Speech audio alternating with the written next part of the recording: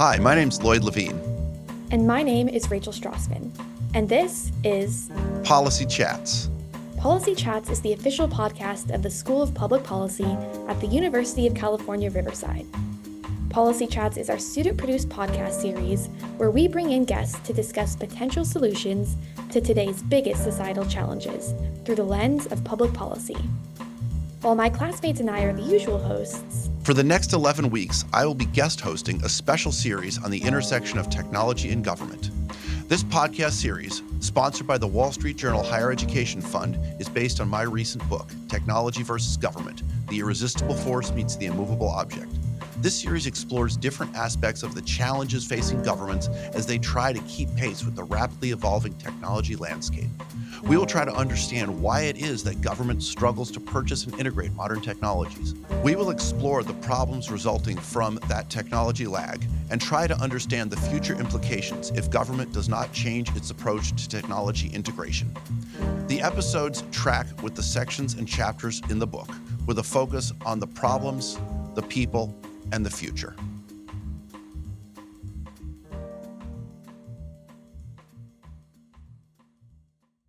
Welcome back to Policy Chats. I am your host, Lloyd Levine, for this special 11-part series on the intersection of technology and government.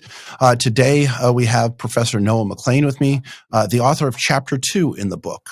Chapter 2 is one of 3 chapters that makes up the entire first section, which really dissects the problems and uses the case study approach to look at various problems of government's acquisition of technology, use of technology, understanding technology. The first chapter that we discussed the last time was with John Thomas Flynn and myself, and that really looked at the organizational structure of government and the inherent problems built into the structure that set governments up for poor decision-making when it comes to purchasing technology. And now in this chapter, we're looking at we're using the New York subway system, New York Metro Transit system, as a case study for decision-making failure in government and procurement failure. As you kind of read through the chapter, that's really what it seemed to me. The essence of the 2 problems hand in hand were that they had a poor decision-making framework, which led them to purchase the wrong technologies. As with all of these, our goal here is not to recite the chapter and to summarize it, but to utilize it as a jumping off point for further discussion, working hand in hand with the book. But as always, we start with a brief summary of the chapter. So today's esteemed guest, Professor Noah McClain, a visiting fellow at Santa Clara University now, formerly of NYU. Why don't you start off by just saying hello and introducing us by summarizing this chapter for a little bit? Sure. So, hi, everyone. I'm Noah McClain, and thanks so much for tuning in. That's the right term. My chapter is concerned with a pivotal moment in the history of the New York subway system when the vulnerability of the subway system and the larger metropolitan area mass transit system came under scrutiny as highly vulnerable to terror attacks. And that anxiety was sustained for a number of years as the MTA had a growing, that's the organization that runs the New York subway, the Metropolitan Transportation Authority, had a growing purse of security funds and frankly didn't really know what to do with it. Some officials for the MTA actually went to Washington, D.C. and said, we don't have any guidance here, including one example that was given to me by an MTA official that they looked carefully at the procurement of bomb-proof garbage cans, explosive-resistant garbage cans, and took them very seriously until someone asked, well, if the blast doesn't go outward, where does it go? And the answer is it goes up. And of course, that's the last thing you want in a subway tunnel. And so that's kind of uncertainty remained with the MTA for a number of years until 2005, when it rather all of a sudden signed an enormous contract with Lockheed Martin, the military contractor Lockheed Martin, for a very fanciful system that was to rely on AI and thousands of sensors for decision making and to deploy responses to all kinds of emergency events. And the technology, though, really was fairly far removed from the grounded realities of the subway and New York mass transit more generally. The Lockheed Martin contractors, I don't think they knew very much about the subway itself as an environment, as a technology. The subway is a technology. And the MTA did not require them to study it. In fact, the project was kind of a repackaging of a work that had been done by Lockheed Martin for a campus, I think, I know, of the National Security Administration. And so, unsurprisingly, the technology came to not much. It didn't work. It wasn't user friendly. It could not draw together all the disparate kinds of information that such a technology would need, largely because no one really thought ahead of time about what kind of information a technology like that would need to really work. And in the end, the project fell apart into litigation, and actually it has stood there now for a decade. There is a courtroom trial and a number of years of that lasted for a number of years, and it's been at a standstill ever since. And actually, the fate of what is $750 million of security funds is still undetermined and is wrapped up in that legal case. That was an excellent summary of both the problem and the chapter. Before we go further, what's your area of expertise within academia? Let's get that out there. We have a number of people writing chapters for this book. I co-authored 3 of them. I wrote the introduction, the preface, and I interviewed somebody for the afterword. Maybe we'll get to that later. But some of the others, you've got an area of expertise. What is your area of expertise? So I'm a sociologist by training, and this research I share in this chapter comes out of a broader project that I actually undertook with my mentor, Harvey Mollich, who's a sociologist at New York University. And we were initially interested in the question of how do subway workers handle new mandates to act as agents of counterterror security. They're folks who work in public environments, and they literally run an underground railroad. And I'm not being cheeky; it's actually an underground railroad. And in 2001, they had brand new mandates laid upon their work requirements to be agents of security, and we sought to study that.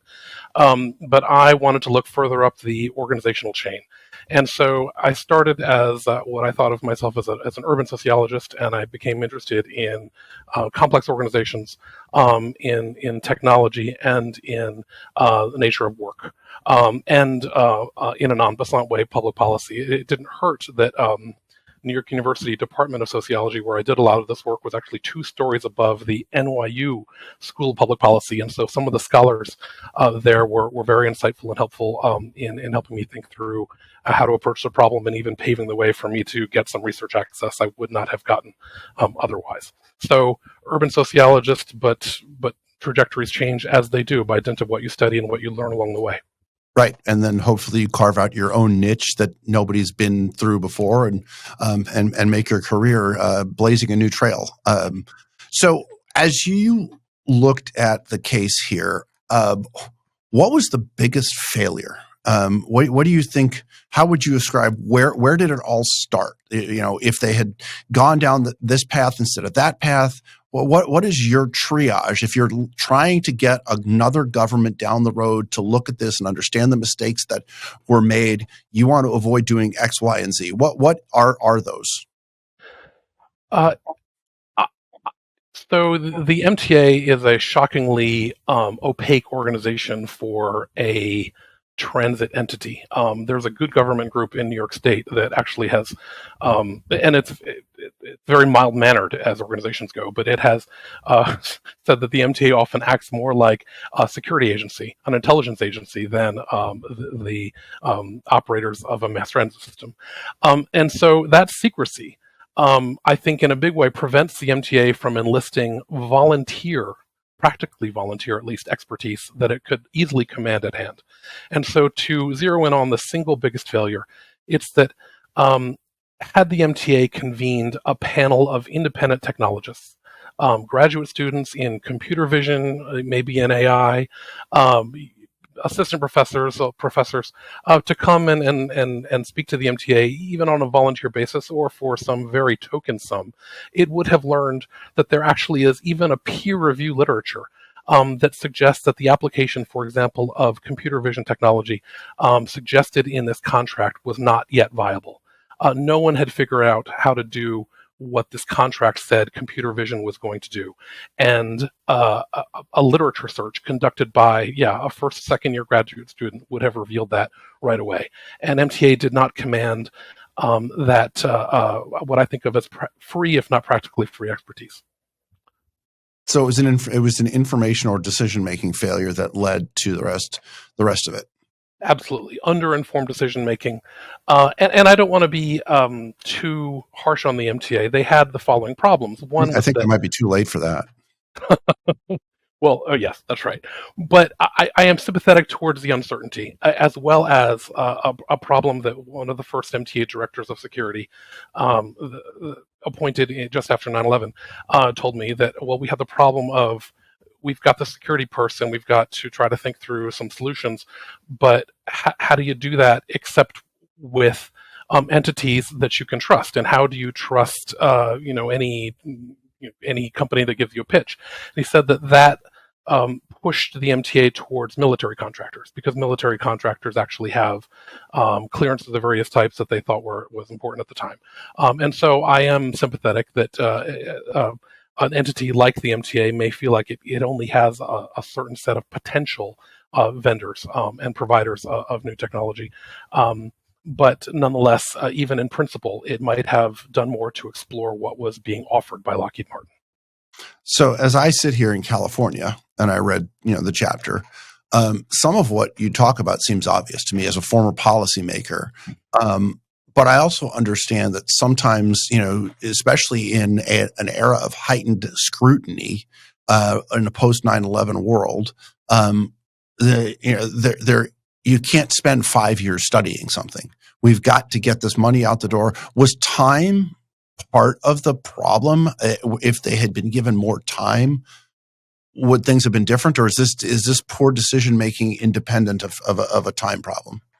Well, maybe you can help me crack this, Lloyd. And that is that MTA sat on a growing pile of money. It was a recipient of grants from the FEMA to the CMOs, the State Emergency Management Agency in New York State, and then it received sub-grants from that security purse, and from various other sources. And it grew over time, and there were some improvements that may have taken place in the background.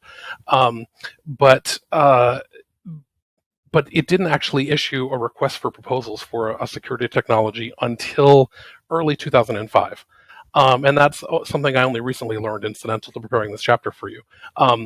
It signed the contract just 20 days after the July, or 20 days after receiving this proposal, but in the immediate wake of the July of 2005 bombings of the London Tube. And that may have lent a great sense of urgency. So it had 20 days to actually consider the proposal. And I don't know, I saw in your introduction you're concerned with government being more nimble and making decisions with less turnaround time, but 20 days nonetheless seemed like not much to me. I don't know if that jibes with your critique or not. Well, I mean, certainly it depends upon what the technology is. It's the things that I was thinking about when I was writing that weren't necessarily security systems for a subway system that has that many millions of passengers, where if you recognize a vulnerability, you may not want to sit on that for too long. But I got the sense that reading through your chapter, one of the fundamental things in public policy is, do you understand the problem you're trying to solve? And it really didn't seem like they had a great handle on the problem they're trying to solve, nor did it seem like they brought in any outside experts to assess the vulnerabilities. Forget about the solution side. It's as a corollary to the conversation. One of the things that I've always said, in public policy is, if you and I can agree there's a problem, we could probably sit down and figure out a solution. Absent politics. If we don't agree that something's a problem, whoever doesn't agree that it's a problem probably has no interest in solving it because it's not a problem to them. But if we both say, hey, that's a real problem, we might not settle on your solution or my solution, but at least we understand the problem, we can come up with a solution. But it sounds like here that they didn't understand the problem. That's right. So I don't want to overstate how much I really know about the decision-making process, but what I do know, I extract from what maybe 10,000 pages of court documents I have in litigation between Lockheed Martin and the MTA, and it's a little bit of a long story, but the technology became a capital improvement project and was run by the same sub organization in the MTA that, for example, built. That renovates sites that it owns in order to sell them off, and that builds new subway lines. And so a consequence of that project being relegated underneath the what's called MTA Capital Construction was that actually the MTA's own information technology staff were marginalized. They were sidelined and they were not consulted. New York City subway transit staff were sidelined and actually were not invited much in on the conversation until fairly in the late stages. And in fact, while the court records don't preserve the nature of the objections by people who ran the subway, they said, this is useless to us. We don't want it. I wish we knew just why or what their objections were. So that's exactly right. There was very little work done to actually grasp the problem. And I am very sympathetic to an analysis which would suggest that this decision was made under great symbolic urgency to do something and kick the can down the road. The results aren't due for a number of years.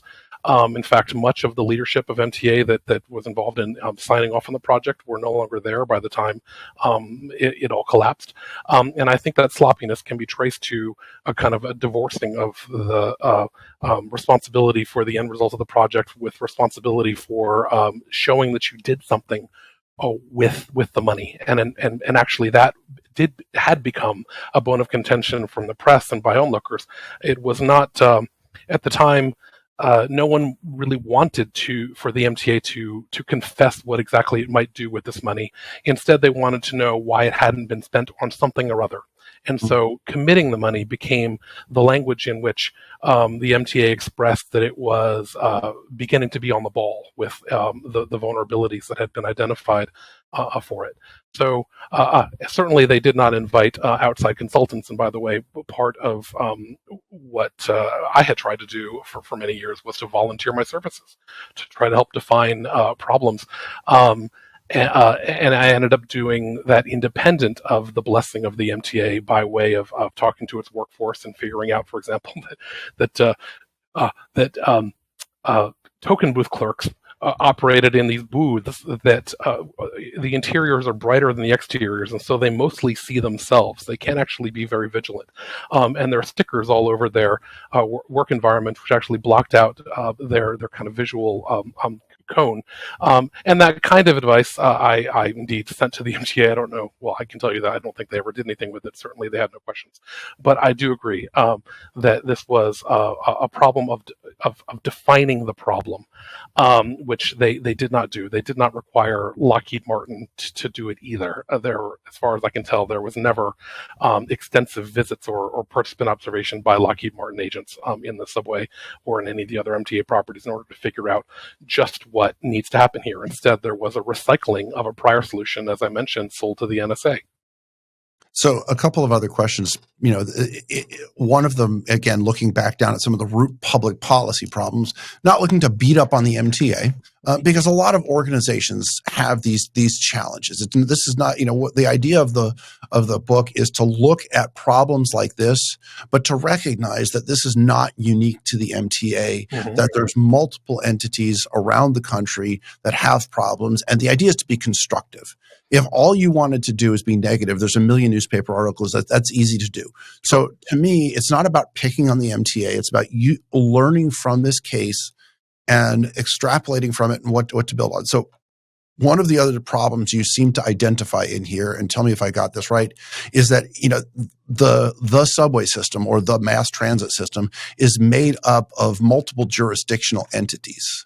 And it doesn't seem like there was coordination between them. Is that a fair assessment? And that if you're going to have a network system that is run by multiple parties, then there needs to be some level of coordination. That, to me, that seemed to be something you were identifying as a failure. Am I correct in that? Certainly. So the MTA is made up of operating companies, as they call them. There are two railroads that are independent: Long Island Railroad, Metro North Railroad. Those aren't considered part of the subway, but they are part of the broader transit system of which this technology, this security technology, was supposed to And be for useful. those people who aren't in New York City, a lot of those disparate things do connect in the similar stations: Grand Central Station, Penn Station. So they may be coming from different places. You could take the Acela from DC. I've taken the train down from Albany to the city. And they all feed into similar locations. So they're all interconnected, but run by different entities. Absolutely, they are. And a director, the president, excuse me, of MTA Capital Construction even commented that this security system, this very, very, very complicated security system, actually would be the first effort to have any technology that operated in common across MTA entities. And because it was driven mostly by MTA headquarters, which is more or less an umbrella entity that kind of negotiates with its subunits. New York City Transit, which runs the subways and the buses, the railroads, as well, by the way, as the vehicular bridges and tunnels in New York City. The major bridges and tunnels, like the Verrazano Bridge, the Triborough Bridge, also fall underneath the MTA umbrella. And to remind you all, MTA is the largest mass transit organization in the U.S. It provides a third of all mass transit trips that actually get taken each year.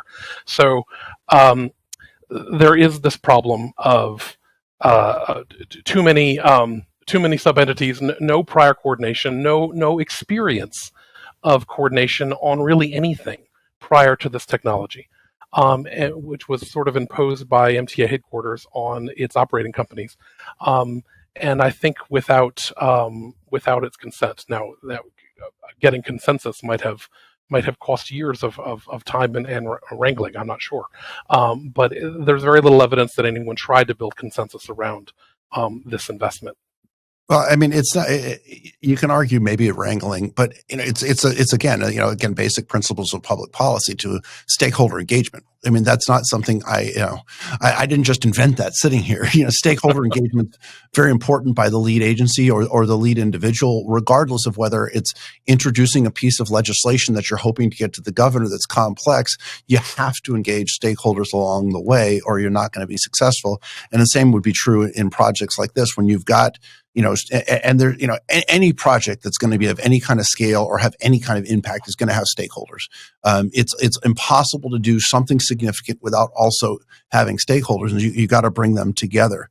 The other thing that struck me as I was reading through this was, it almost felt like instead of going one step at a time, they tried to go from first grade to 12th grade and skip everything in between. And that maybe this might have been okay, but I remember specifically, they had at the time, I don't know if that's changed now, they had no system for tracking the trains. They had no idea where trains were located. That this money potentially could have been used for different technology upgrades that might have had an impact, but they essentially tried to run before they could walk, implementing higher tech solutions when they would have needed lower tech or earlier tech or different tech solutions to build on. Is that, again, a correct? That's absolutely right. So to pick up on your example, one of the first vulnerabilities noted by the first MTA Director of Security is why on earth don't we have a way of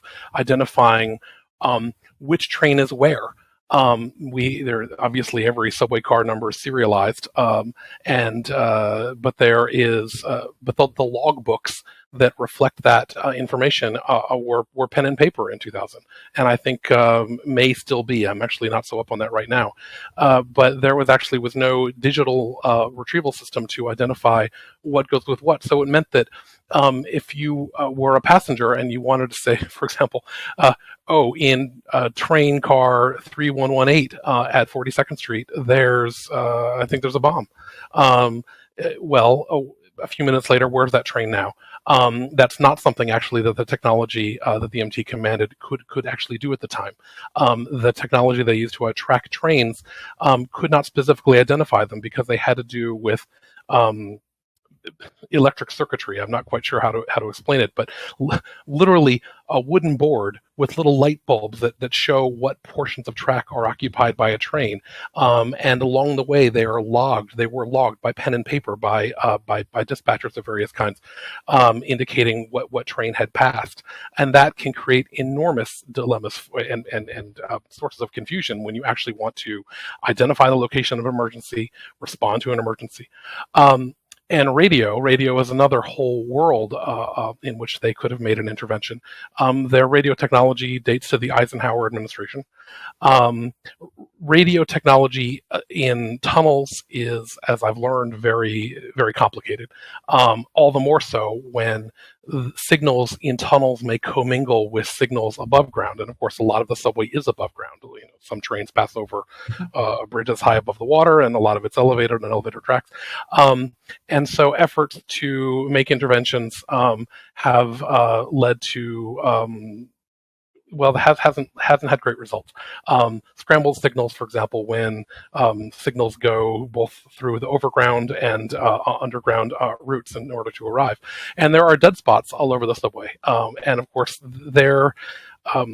the subway is a unique technology because there is no one who really knows everything that's going on. The picture of what's going on in the system is constantly assembled on the fly. You have train operators who can see what's in front of them, but they can be moving fast enough that without a safety system or someone telling them, hey, you better stop, they might well run into something before they can see it. And of course, they don't know where they are in relationship to other trains, etc.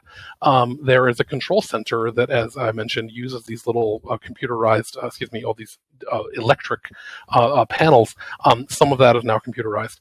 And so the operating picture has to be assembled on the fly. And so a radio dead zone, can be the source of all kinds of trouble, and indeed has been the source of all kinds of trouble. And these were some basic investments in train tracking technology and in improved communications, radio and perhaps otherwise, that the MTA just skipped over and instead went to a cool-sounding cyber system, if you will, and that, I think, was the real tragedy of the purse that's still sitting there unused and unusable because it's caught up in a contract dispute.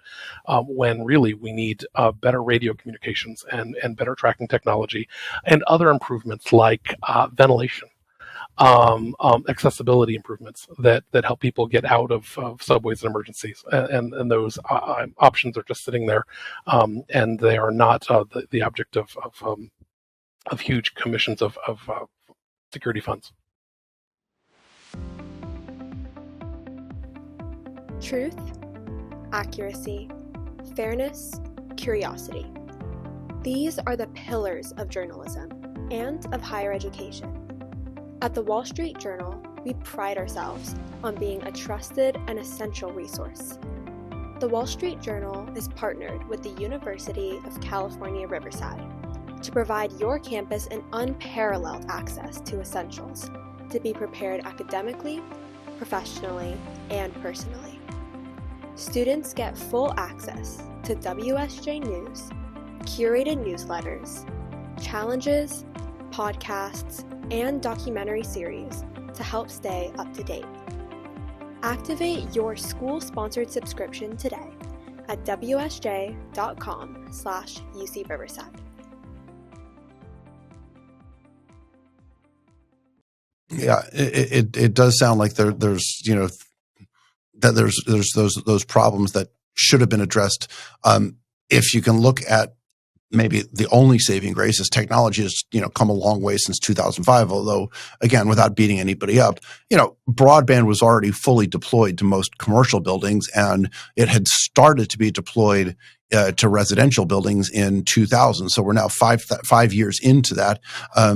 Certainly that's something that could easily be done. And I'm reminded of what a friend of mine, she wrote the third chapter in the book, former California Public Utilities Commissioner Catherine Sandoval once said, the Internet of Things without the Internet is just things.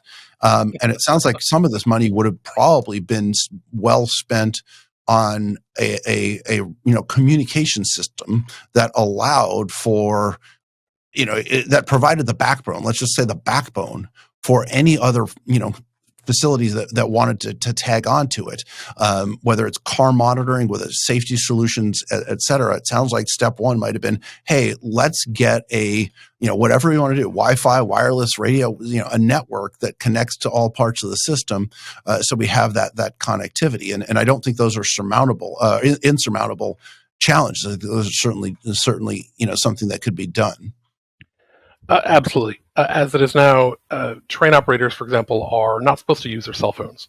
And if they wanted to avail themselves of that technology that everyone else has in their pockets, their only resources even to contact, for example, police is through a 911 dispatch. So communications tend to have to go through very general portals and then up through and down hierarchies. In order for people who are maybe 10 feet away to actually communicate in an official capacity. And I certainly think that workplace reform, rules like you can't use your cell phone, as well as simply a reimagining of how communication technology can be adapted to allow, for example, proximate actors to share information without radios, maybe. There's ways to accomplish that without having people use their personal cell phones too. Sure. Communication systems could be cell based, but embedded into the car of the train. So you're not. I understand not wanting people to use their cell phones because as they're down here, using FanDuel or checking on the scores of the game, they should be focused on their job. But communication is a core function of the job.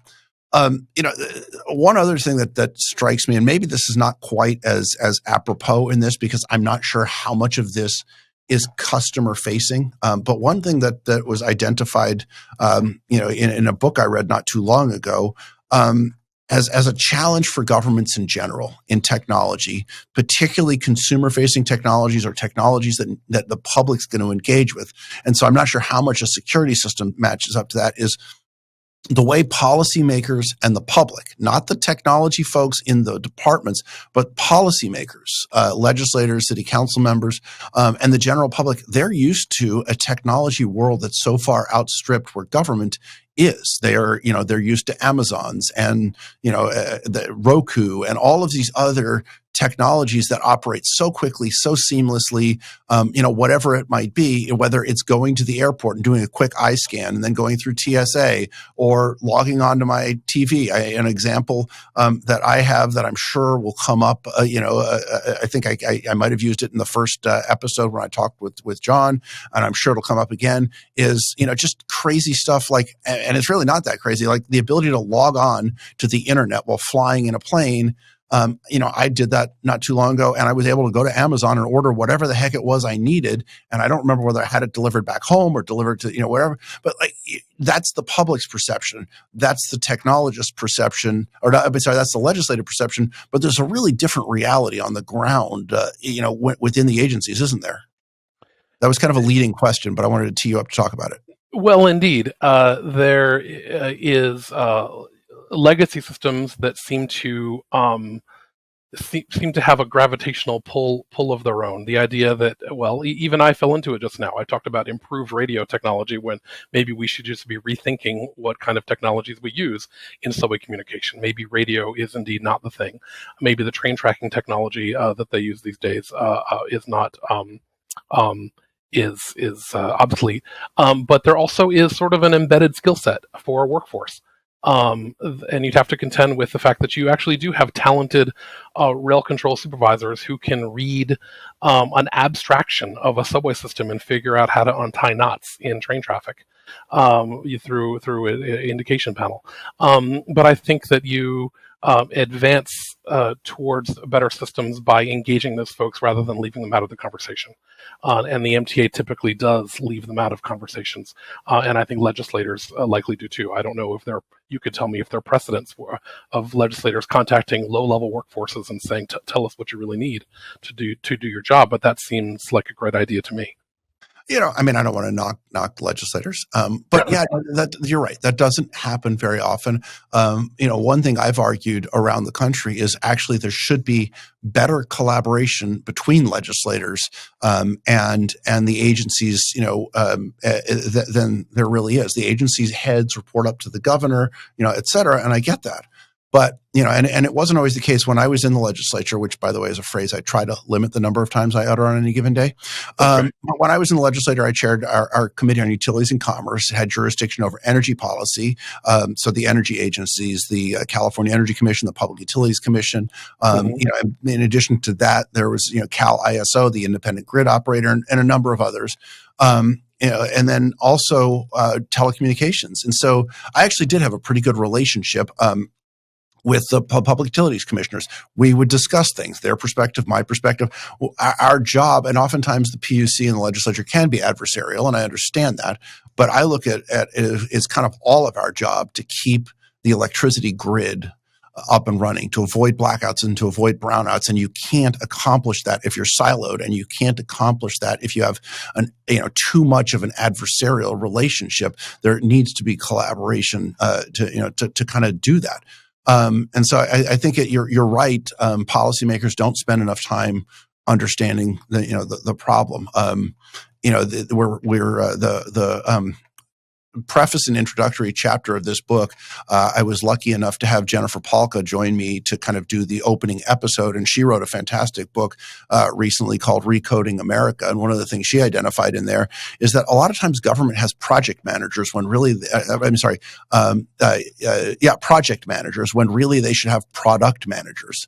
And that decision-making government will be better utilized if you went to a product manager system instead of a project manager system. Okay, so let's take this now as a jumping off point. So first of all, you do this. This is your area of study. What are some, if you have any, have you looked at any examples of where things went right to understand good decision making in technology implementation? So we're not just beating up on people who didn't. You can say, hey, this is one that went right, and here's what went right about it. And if you haven't done that, that's okay. We're going to invent one on the fly then. They don't come to mind. They don't come to mind because you haven't looked at it, or you've looked at it and you can't find any. Well, I have not taken up the problem, so I haven't looked at it carefully. It would be interesting to compare, say, New York subway post 9/11 versus the standing up of TSA. For all anybody wants to say about TSA, as somebody who flies frequently for work, it's sometimes the line and can be long. I get it, but it seems to, with the exception of unruly unarmed passengers, we haven't allowed anybody on planes who shouldn't be on planes. We've really stemmed that sort of problem. Now all we've got are people who are just kind of jerks to their fellow passengers, but that you don't know. They don't wear signs on their foreheads that say, "I'm going to be a jerk when I get on the plane." So I mean, how you might be able to compare and contrast the implementation of the TSA system. And admittedly, they're not, that's not a train that's traversing underground, but an airport's a relatively large, complex entity. That's right. So I actually did study efforts to implement TSA style screening in the subway, and actually I have to say that admirably they didn't really go that route. And I'll tell you why. So I don't know if you're familiar with the PATH system. The PATH is a very small subway network that connects Lower Manhattan to... I've taken the PATH train. Okay. So it connects to New Jersey and Lower Manhattan. It's its own thing. It's pretty old. There's only a few lines. But people who used to commute to the World Trade Center from New Jersey typically would go by the PATH. So the PATH system in the mid-2000s or late 2000s roughly got a grant to study airport-style screening for this little subway system. And I was able to witness how it worked. And I saw a rather large deployment of personnel.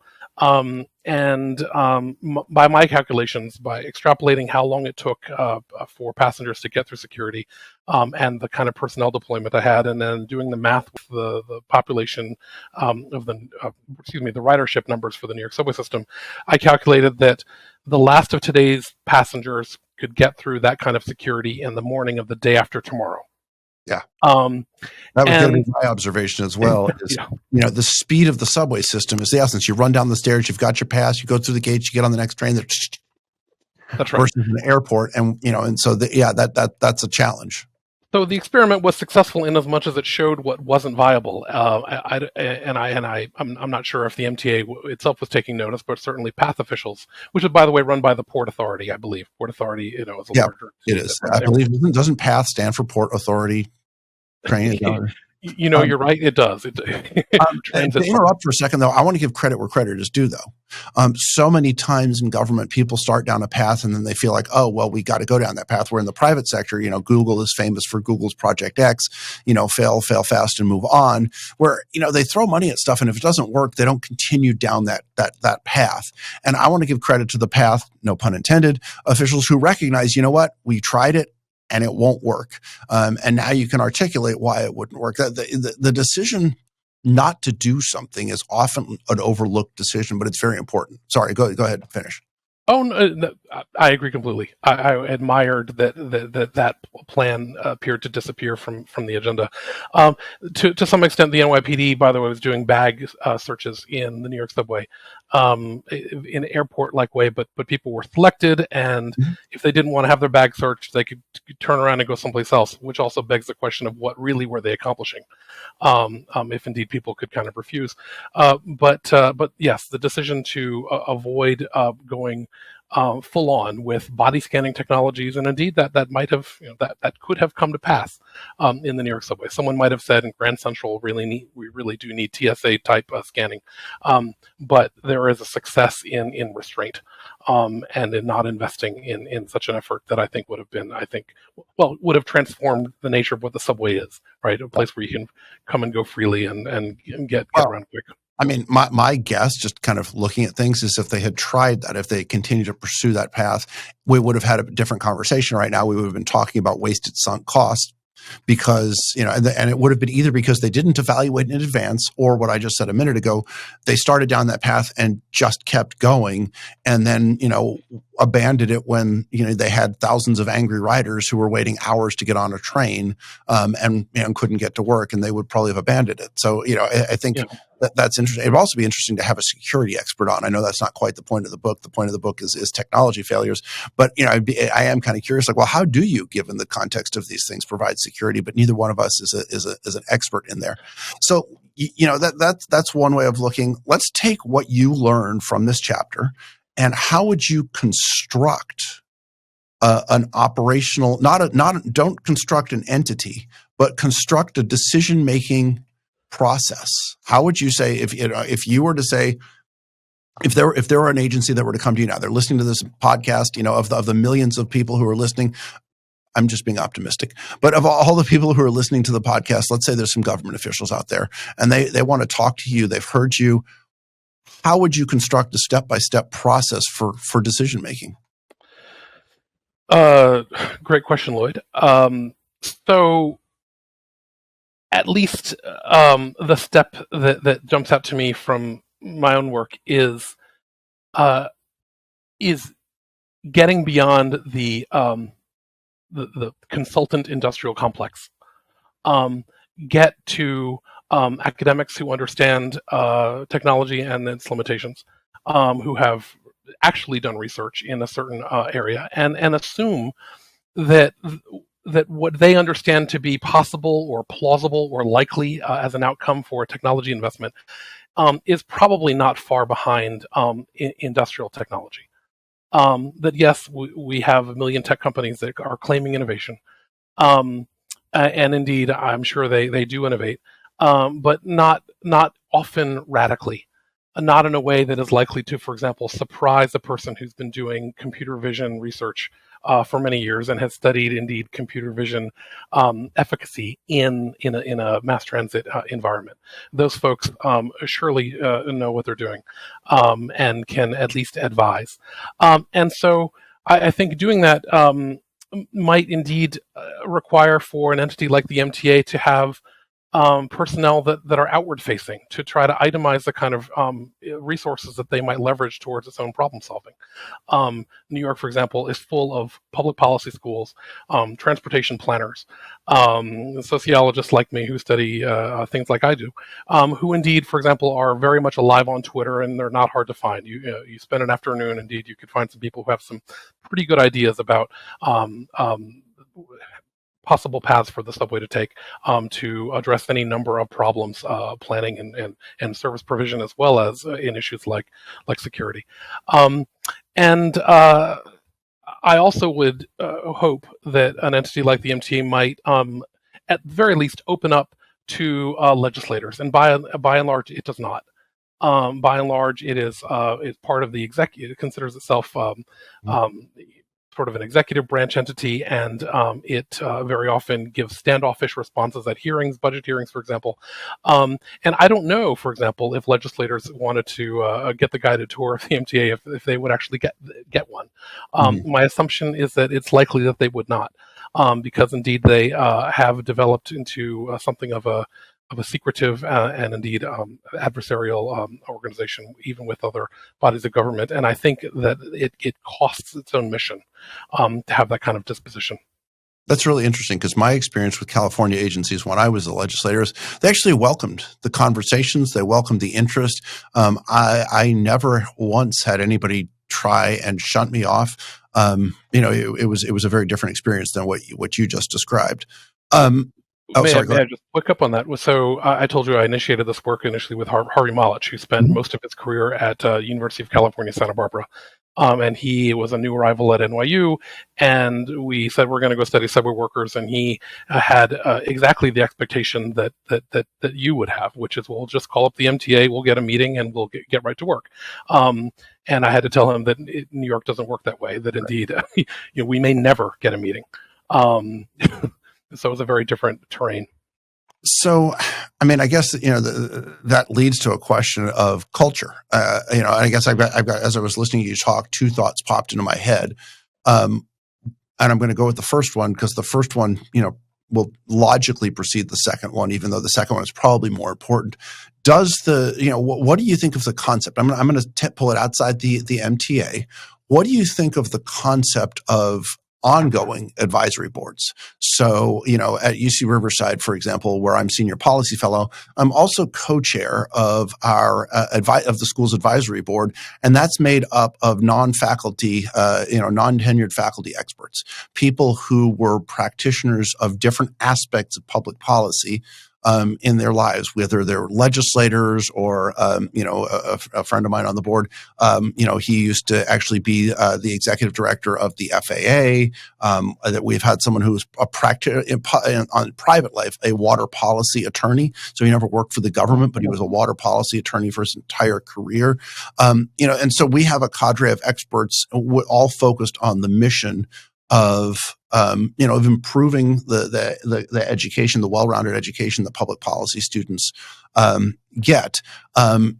So, I could see in some of these entities using MTA or any of the other MTA, since we're talking about it, do they have a passenger advisory board? Might be interesting to pull together people to, a passenger advisory board. It might be interesting to have a security advisory board made up of different security experts on an ongoing basis. So the question one is, what do you think of the idea of advisory boards of experts as part of the solution? And then the second is, what role does organizational culture play? An advisory board is only good if the organization listens to it. And so how do you get an organizational culture change when it comes to these sorts of things? And I guess I'll tack on one more on that. Given everything that's going on with the MTA in relation to this, the lawsuits and everything else, the fact that they've got all this money and have no improved security as a result, was there any kind of gulp, mea culpa, okay, we really need to change, hand-wringing, looking inward, or not? That's a lot to unpack. So if you need me to repeat any of that, let me know. Yes, so I think that advisory councils are a fantastic idea. There actually is a small one for the MTA, known as the Permanent Citizens Advisory Council for the MTA. They do have an office actually inside MTA headquarters, and they have a staff of about 3. But the scope of their mission is rather small, and as far as I can tell, the principal interface they actually have with the MTA itself comes when they themselves have to sign up in order to give comments at public meetings. I'm sure that there's chatter. I'm sure that there's not zero contact. The Permanent Citizens Advisory Council has no vote. It's also, frankly, an entity. I don't understand how it works. I don't know how you become appointed to the advisory council or employed by them. And there's no transparency to that either. But indeed, there is so much embedded expertise. In New York, and I'm sure actually everywhere. I'm sure everywhere has embedded expertise in order to meaningfully inform government, and that would be a fantastic check against the MTA's culture of devising its plans in its vast innards, then to kind of put its agenda out in front of the public, which is how things tend to go. And it's also true that an advisory council might check some of the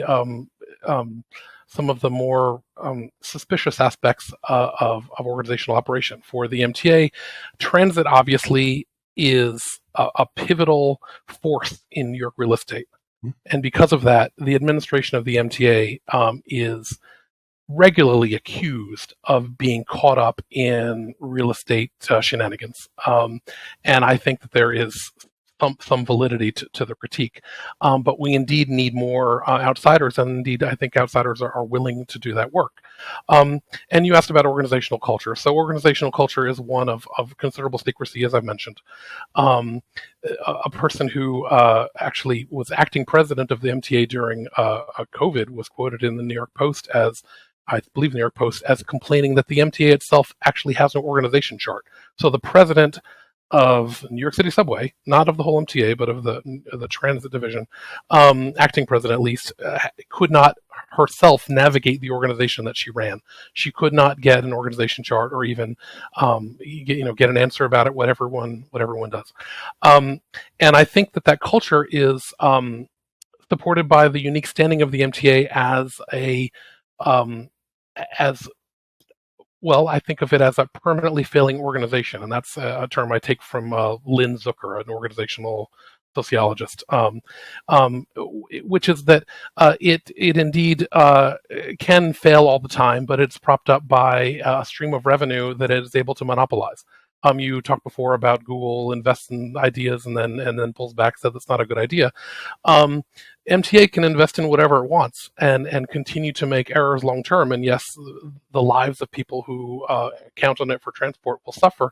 But the MTA's funding stream of subway tokens won't go away, at least not anytime soon. Well, let me stop you for a second there. I don't mind. I mean, nobody likes failure, but I don't mind failure. As I've told the people who work for me, if you've got a well-articulated, idea, you put the effort into it, sometimes things just don't work. Mm-hmm. And I actually appreciate you tried it, it failed, but you get, if you're just capriciously trying things, or you're not thinking about it in advance, to me, failure could be a product of many things, but it could also just be a product of an effort to try something that just didn't work out, because the fact that it wasn't going to work out, maybe you tried something and it just didn't work, or you couldn't foresee it. But I always, one of my favorite quotes, and I don't remember who said it now, is only those who attempt the absurd achieve the impossible. And so we landed on the moon because we attempted the absurd. Roger Bannister broke the 4-minute mile because he's like, you know what? I think it's possible. And people literally back then, I'm an avid runner, said like, no, you can't do it. Human beings will die. And now we're running, people are running in the 340s. And so, I don't mind that level of failure if it's not a failure of, some of the things we've talked about today. So that just the act of failing is not great. But the culture of failure is a problem. Yes. And let me just get the caveat. Has the New York State's cancellation of congestion pricing made headlines where you are? Yes. So that was an MTA project, effectively. The idea was to toll cars coming into Manhattan Central Business District and use the revenue to fund subways, buses, and the like. And the governor, Kathy Hochul, has announced the other day that she has told the MTA to halt plans for something that was going to go live in June.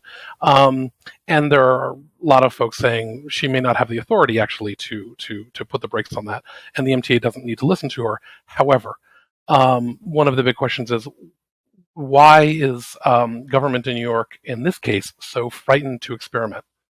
Why not let it go forward at the end of June and see how it looks in 6 months? It's a very interesting moment in which we have pulled back on what might have been one of the more adventurous and contentious policy initiatives in the city in recent years. Consumer backlash is really why. So one of the other things we talk about in the book, it kind of a theme that runs throughout the book, is, and kind of we touched on it a little bit just now, which is what brought it up.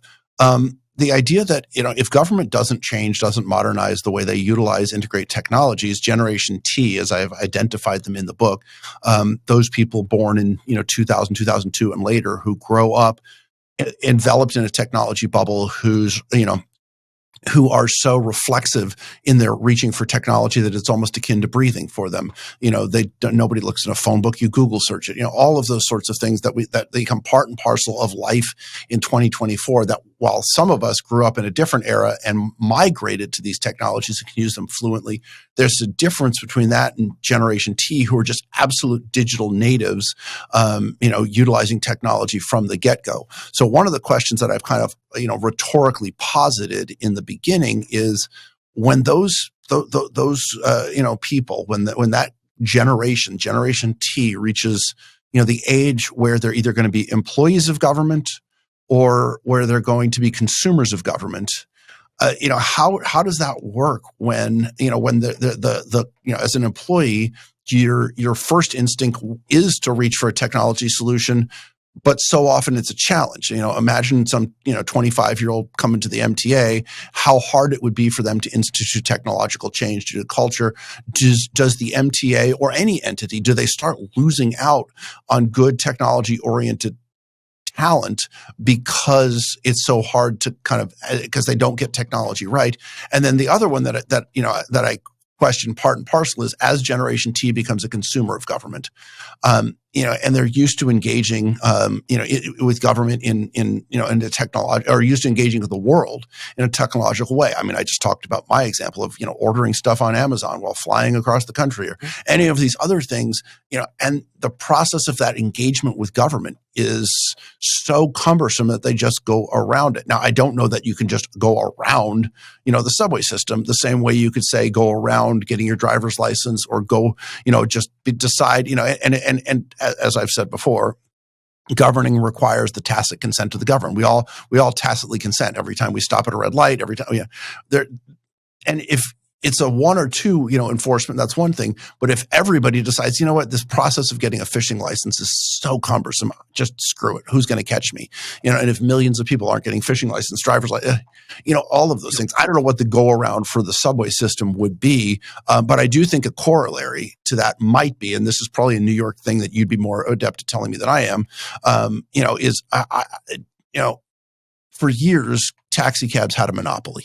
Mm-hmm. And everybody used to joke about how dirty and smelly the cabs were, and all of that. And along came Uber and Lyft. And now, you can get in the back of whatever, a clean Honda Civic, a Mercedes. So they might hand you a bottle of water. Cabs haven't evolved. And I don't know how it is in New York City. I go to New York City a couple times a year for work, and I take a conglomeration of taxi cabs, Uber and Lyft, and the subway. Just depends upon where I'm going, what I'm doing, how I'm getting there. And so, I don't know if taxis have seen a ridership decline because they haven't evolved while Uber and Lyft have kind of changed. But that, is there kind of some sort of corollary with the MTA or entities in general that you see of, if you don't modernize, people are going to stop using you? Well, absolutely. Taxis are in deep trouble. It used to be that taxi medallions would be auctioned off for, I think the record was $700,000. People would pay them off in mortgages, and they would, leave them to their children. Then those are largely worthless by comparison. And I do think that the example of Uber Lyft is that affluent New Yorkers often avoid the subway, I think not because it's dangerous or dirty, but because they can't manage the uncertainty of their journey. The MTA is not good at telling you about disruptions or about when you're actually going to get there. They have only recently come around to really giving arrival clocks for subways, but of course there is still uncertainty further downwind. Are you going to hit a blockage and be 2 hours late? After hours, there's all kinds of construction and often the instructions for how to get around disruptions are cryptic and mind-boggling and use language that, frankly, most of the public is ever less familiar with. And makes ever less sense. And so I do think, pardon me? Government speak. Yeah. And so I do think that even if there remains robust ridership, although MTA was very concerned about its loss of revenue from diminished ridership related to the pandemic, I do think that people do tend to take car share technology instead of subways, affluent people, largely to manage that concern. When will I get there? Will it be clean? Will there be disruptions? Traffic is its own animal. But nonetheless, knowing that there's a car coming for you when you might still stand out on the bus stop in front of my house, you can stand there and you'll never find out if a subway's coming. Excuse me, if a bus is on its way. And you could just be waiting and it'll just never materialize. And even the technologies to track buses, for example, in New York New York system, can have buses just fall off the map, just fall off the radar, and you'll never know how long you'll wait at that bus stop. So communication about transit. There is literature in sociology that is oriented towards mobility. Mobility is actually so much of our lives. It's not really acknowledged as, for example, a dimension of inequality, but poor folks have a lot of trouble getting around, even locally. Wealthy folks, they get the fast lane at the customs line. But having that capacity to, for example, know that you'll make it to your destination, to not need to leave an extra half hour in case of disruptions that you may not learn about until you are in it, is part of the increasing, I think, disdain for the subway and bus system in New York, and part of its neglect by the upwardly mobile and the young. Which then, in turn, and this will probably come up again in some form, in chapters 4 and 5, where the book is divided into three sections: the problem, the people, and then the future. And the middle two chapters really look at the impact on people, and one of those impacts is essentially creating, a technology caste system. And as more rich people leave the bus system has less revenue, and then you have a whole set of people who are dependent upon that, but it may not be as robust because we don't have the revenue. Ridership's down, so we shouldn't invest, and it becomes, to a degree, a self-fulfilling prophecy without understanding, the importance of that. Okay, so we're coming to the end of our hour here. This has been a fascinating conversation. I know time just flew by. I have written down, I'm going to ask you one last question and then give you any kind of parting shot, last words, final thoughts. I wrote down a little bit of a list here, and as we went, on the ways, if we were to create a one-pager, the sociology technologist and the policy technologist, meet in the middle and we have a conversation. Here's what I've got. If we were going to offer this to government entities, one, use experts to help understand and identify and then clearly articulate the problem you're trying to solve. And that's not a one-stop shop. That could be an iterative process. Utilize advisory boards on an ongoing basis. So you're not starting from scratch every time you have to understand a problem. These could be ad hoc advisory boards. They don't have to be paid. They don't have to have decision-making authority, but they should be taken seriously, which leads me to culture change. Don't have an advisory board so that you can say you have one. If you bring together a group of experts or hire internal experts, listen to them. Don't ignore them. You hired them, you brought them on board, you've created this council. These are experts, listen to them. Seems to be a good one, and that'll help with identifying problems along the way instead of waiting. that coordinate and collaborate with stakeholders. One of the things I've talked about is there's this old George Carlin joke. George Carlin, old comedian, and George Carlin said having a no smoking section in a restaurant is like having a no peeing section in a pool. My dad for years, without knowing that joke, used to say, how does the smoke know to stay in the no smoking section? When I get on a plane and I fly out of Sacramento, and, in Sacramento, we've got the city of Sacramento, and it's surrounded by, multiple counties and cities, and you can't see the lines. There's not like there's a bright line on the ground. There's no, from the air, there's no jurisdictions. And so, as you're looking at these problems, while there's artificial political jurisdictions, if you were to just look from above, look at a map, it looks like one giant comprehensive rail system. So you've got to engage stakeholders, or you're not going to solve the problem correctly. So I got that one. Walk before you run.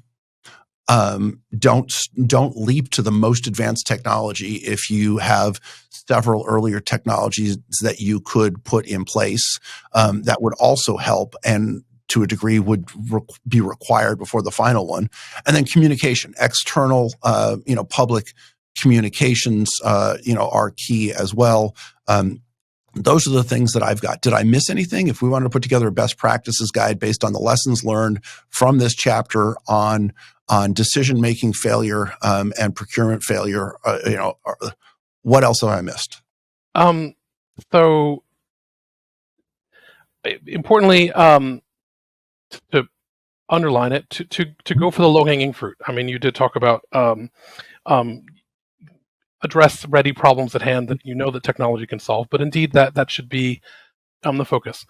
And relatedly, to ongoingly ask the question, is this a problem that technology can solve? There are limits to what a technology can do if there's no social groundwork. In fact, a lot of what we do, for example, in security world, such as when we line ourselves up in order to go through airport security, we organize ourselves so the technology can do its work, right? The X-ray screeners can't look through our luggage if we don't lay it out just right. We've got to put our shoes in independently to scan those. And so while the technology can see so far, we also have to make a social adjustment in order to allow it to do its work. And you need a population that is ready, both in an organization and outside of it, in order to prepare itself to allow the technology to do what the technology is purposed. And of course, there can be objections on political and ideological grounds, but there also can be simply that, nobody wants to take their shoes off in order to enter the subway. It's not worth it. Airport is something of a different animal. People are willing to do that in order to go from California to New York, but probably not to go from 23rd Street to 79th, at least not every day. And so I think that part and parcel of asking us to tune technology towards technological problems also suggests that we need to think about what social apparatus needs to exist around technology to have it do what we want it to do. Okay, I've jotted those down too. I'm going to follow up on this. I think this is an excellent list, excellent idea. The whole point of this book and the podcast is not to complain. Anybody can complain. My whole career is focused on solving problems. So you can't solve the problems, as we have said, without identifying the problems. But I really personally, I believe in government. I believe in 2024, when you've got millions and millions of people living side by side in jurisdictions that bump up against one another. That there is a need for government. So as I've been asked, over the years, what's my governing philosophy? And I've always said this, my personal governing philosophy is to provide every citizen, every individual, and to be clear, I'm no longer in government, but that I think this is the right role, to provide the maximum amount of liberty for every individual possible while mediating between competing liberties. That's a fancy academic way of saying my right to throw a punch ends at your nose. Mm-hmm. But that's the role of government, and so I'm interested in solving these problems because I want to see a government that ties us together. I just see we have anarchy and chaos. I'm not defending the government as it's currently constituted. I'm just simply suggesting that in 2024, when you've got hundreds of thousands, millions of people in New York City, millions of people in Chicago, Los Angeles, in Sacramento region, we've got 2.5 million, 2.6 million people. You have to have a mediator and a referee. And so I don't want to see government fail. I don't want to see Generation T ignoring government. I do want to see good, excellent employees coming into government. And so I personally want to work as long as I can to help solve some of these problems. Go ahead. You wanted to say something, and then I do want to say something. Yes, yeah. Very quickly, which is that I like your animating philosophy, and I think the challenge of mediating between competing liberties, I believe the language is used, is especially hits home in the world of security. And security increasingly takes a technological form, and that's not true just in government entities, but in private ones as well. And trying to figure out indeed how to walk that path. To figure out how to overcome political dissent while seeing to its concerns, and to scrutinize without being intrusive. These are some of the questions that really have to be answered for security policy as well as for security practice. And so I think that your principle is tantamount, especially in this area. Yeah, no, thank you. I appreciate that. So that's all the time we have. I really appreciate this robust conversation, the kind of way that we work from the basics of the chapter and the problem and the case study to this comprehensive list of best practices at the end. I will put this up on social media when I make it fancy. Who knows what else it becomes the basis for, but I do think this is a really good blueprint for that. Next episode coming up, we have got former PUC Commissioner Catherine Sandoval and Patrick Lanthier talking about a policy failure. We've looked at organizational structure failures in Chapter 1, looked at the failures that we discussed in this chapter of procurement, planning, and understanding the problem. And in the next episode, we're going to look at how policy failures, the failure of government policymakers to address known problems, resulted in technology failures. So that's coming up next time. Thank you again, Professor. I really appreciate the time we spent together. Appreciate your contribution to the book, and look forward to collaborating with you soon. Thank you so much, Lloyd. Appreciate it. Oh, my pleasure. For this episode and the entire Technology versus Government podcast series, special thank you to the UC Riverside School of Public Policy for their support. Thank you, too, to Dean Mark Long, whose support of this entire project was essential to its success. A special thank you to the executive producer and the usual host of Policy Chats, Rachel Strassman. Without her diligent hard work, none of this would be possible. Thank you, too, to the Wall Street Journal Higher Education Initiative for supporting the podcast and their effort to spread the word on higher education and technology in government. Thank you to the Policy Chats team of committee members who volunteered to support and produce the Policy Chat series: Divya Bharadwaj, Dinara Godegay, Derek Pedigo, Andrew Shannon, and Veer Sinha. Also, thank you to the team at the Hear Me Now recording studio for their excellent recordings of these podcasts: Jeff Holden, founder and principal, and Sawyer Malam, the technical director. And finally, thank you to Emerald Publishing for allowing me to publish this book that gave rise to the podcast series. Without those individuals, none of this would be possible, and they have my sincerest gratitude.